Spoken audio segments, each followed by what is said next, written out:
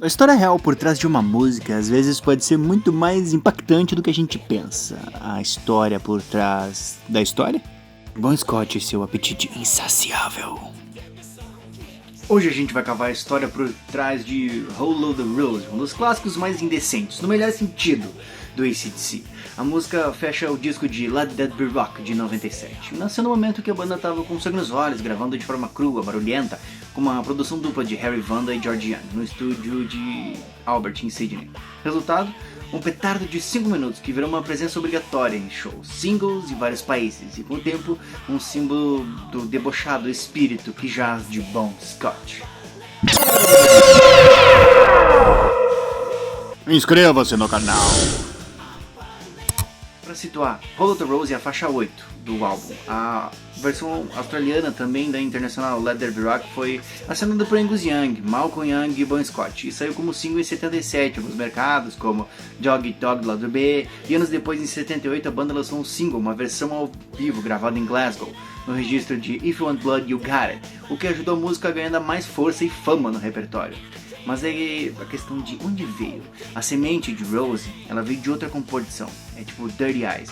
Essa versão anterior, com uma letra diferente, um andamento mais cadenciado, foi registrada em 76, que só foi ver a luz oficial quase 30 anos depois, em 97, no disco Volts, parte do Box Bonfire, em questão de entre setembro de 76. O início das sessões de Let There Be Rock e Dirty Eyes foi sendo retrabalhado até virar Hollow the Rose, como a gente conhece. Pra quem gosta de fazer arqueologia de riffs, de AC/DC e tudo mais, dá pra comparar os dois arranjos e ver como o refrão e o pique são bem afiados e bem semelhantes, questão de estúdio e palco. Só que a questão é, quem é Rose? A versão que virou lenda começa em uma noite na Tasmânia. Angus Young contou em uma entrevista na revista Vox em 98 que o Bon Scott saiu pra beber depois de um show e conheceu essa Rose, uma amiga. Segundo Angus, a mulher teria dito: nesse mês eu dormi com 28 pessoas famosas.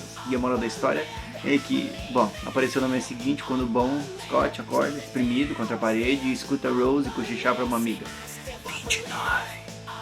Essa piada é que AC/DC parece um roteiro pronto. É que o Angus completou: pouca gente escreveria uma música sobre uma mulher gordinha, né? Mas o Bon disse que essa valia a pena.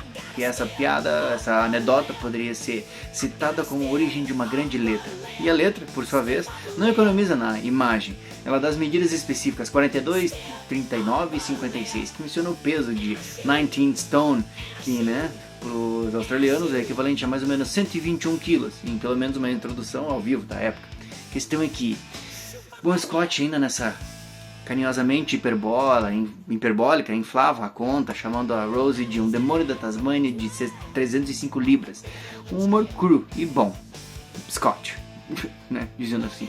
A questão é que durante décadas essa identidade real de Rose foi um mistério de bastidor, mas só em 2021 o biógrafo Jess Fink, o autor de The Youngs e bom do The Last Highway, cravou que Rose seria Rosemary Garcia, nascida em Launceston, na Tasmânia, que ter vivido em St Kilda e morrido em 79, aos 22 anos, nova.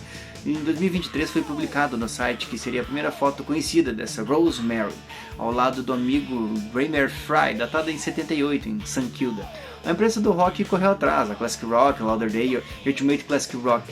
Outras reproduziram a imagem e a tese importante. A identificação de um pesquisador considerada plausível por muita gente não é uma confirmação oficial pela banda, pois ninguém quis meter o dedo e dizer que era essa mesmo. Ainda assim, ela dá um rosto, um contexto humano a um personagem que por décadas existiu só como uma hipérbole de palco. Isso muda totalmente o tom da conversa. Não é uma piada fácil, mas uma história de verdade, com um final triste, revelado apenas agora. Bom, no estúdio, a banda gravou essa faixa com formação clássica. Bon Scott na voz, Angus Young na guitarra solo, Malcolm na base, Phil Rudd na bateria e Mark Evans no baixo, no disco Let There Be Rock.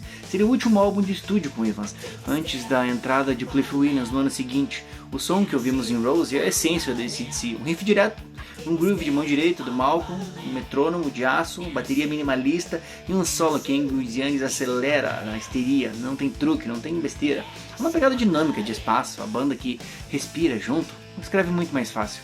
E essa história comercial de Hollow the Rose também é curiosa. Em 78, a versão ao vivo do single bateu o top 5 na Holanda. E acho que estava nos top 40 e top 100 da Bélgica, em Flandres, e chegou ao número 12 no Reino Unido. Entrou no top 40 mais tarde, nos anos 80, gostando do número 36 nas paradas oficiais.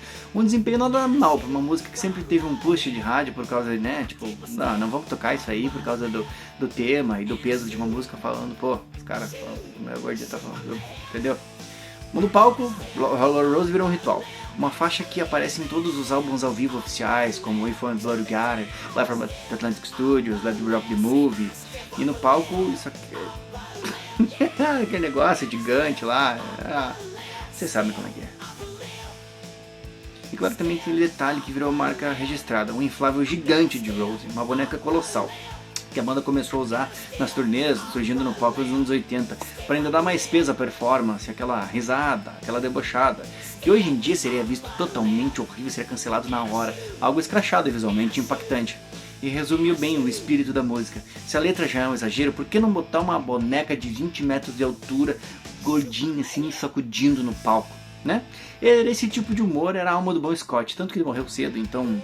sei lá, muitos excessos, conseguia transformar uma experiência banal de bastidores, sair, beber, cair na cama, acordar prensado, um hino mundial, vomitar bêbado, gritando em estúdios e estádios por década. A questão é que a música não é só uma canção sobre sexo, é uma personagem excêntrica que fez parte da história do retrato de Bon Scott e a essência do AC/DC. Nada de metáforas sofisticadas, de poesia e hermética, é direto, cru, exagerado, engraçado, meio besta ao mesmo tempo e cheio de carisma.